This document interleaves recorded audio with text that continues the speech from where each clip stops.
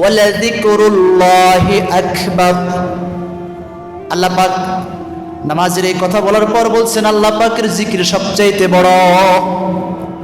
জিকরুল্লাহ, আল্লাহ পাকের জিকির, এর পাওয়ার অনেক বেশি। জিকিরের অনেক ব্যাখ্যা, অনেক বিস্তার আলোচনা। আমি শুধু এতটুকুন বলতে চাই যে জিকরুল্লাহর মধ্যে, আল্লাহর জিকিরের মধ্যে আল্লাহ তাআলা এমন পাওয়ার লুকিয়ে রেখেছেন যা অন্য কোনো কিছুর মধ্যে নাই। জিকিরের যেই শব্দগুলো, সাউন্ড, এটার মধ্যে অনেক পাওয়ার। যেমন আল্লাহকে আল্লাহ বলি, আল্লাহু আকবার বলি, সুবহানাল্লাহ বলি, আলহামদুলিল্লাহ বলি, লা হাওলা ওয়ালা কুওয়াতা ইল্লা বিল্লাহ বলি।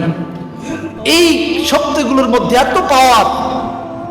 আল্লাহ পাকের যে সিফাতি নামগুলো রয়েছে এই নামের মধ্যে এত পাওয়ার যার কোথাও নাই।